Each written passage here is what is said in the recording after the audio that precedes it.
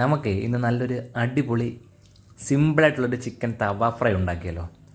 നല്ലൊരു ചിക്കൻ്റെ ബ്രസ്റ്റ് പീസും ഒരു ലെഗ് പീസുമാണ് എടുത്തേക്കുന്നത്.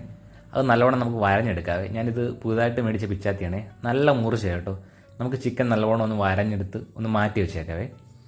എന്നിട്ട് നമുക്ക് നല്ലൊരു മസാല തയ്യാറാക്കിയെടുക്കാം കേട്ടോ. ഇത് ഇഞ്ചിയും വെളുത്തുള്ളിയും പച്ചമുളകും നല്ലവണ്ണം ഞാനൊന്ന് കല്ലി ചതച്ചെടുക്കുവാണേ. എൻ്റെ ഈ മിക്സി ഇല്ലാത്തതുകൊണ്ടാണ് ഞാൻ കല്ലി ചതയ്ക്കുന്നത്.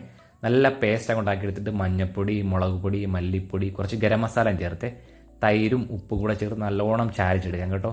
എന്നിട്ട് നമുക്ക് ചിക്കനിലോട്ട് അങ്ങോട്ട് തേച്ച് പിടിപ്പിക്കാം. നല്ലോണം ചിക്കൻ്റെ എല്ലായിടത്തും അങ്ങ് തേച്ച് പിടിപ്പിച്ച് നമുക്ക് 1 മണിക്കൂർ ഫ്രിഡ്ജ് വെച്ചേക്കാം കേട്ടോ. അല്ല, ഏറ്റവും കുറഞ്ഞ അരമണിക്കൂറെങ്കിലും വെച്ചാൽ മതി. എന്നിട്ട് എടുക്കുമ്പോഴത്തേക്ക് നല്ലോണം മസാലയെല്ലാം പിടിച്ചൊന്ന് സെറ്റാവുകയെ എന്നിട്ട് ഞാൻ നെയ്യ് ഒഴിച്ചാണ് വറക്കുന്നത്. കാരണം നെയ്യ് ഇഷ്ടം പോലെ ഇരിപ്പുണ്ട്. അപ്പോൾ നെയ്യ് അങ്ങോട്ട് ഒഴിച്ചിട്ട് നമുക്ക് ചിക്കൻ വെച്ച് അങ്ങോട്ട് അപ്പുറം ഇപ്പുറം വറുത്തെടുക്കാവേ. ഇടയ്ക്കൊന്ന് അടച്ചു വെച്ചാൽ നല്ലോണം ഒന്ന് വേവുകയും ചെയ്യും കേട്ടോ. നല്ല വലിയ പീസായതുകൊണ്ട് ഒന്ന് അടച്ചു വെച്ച് വേവിച്ചായിരുന്നു കേട്ടോ.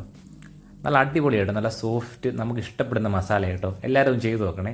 ഇഷ്ടപ്പെടുവാണെങ്കിൽ നമ്മുടെ ചാനൽ ഒന്ന് സബ്സ്ക്രൈബ് ചെയ്ത് സഹായിക്കണം എല്ലാവരും ഒന്ന്.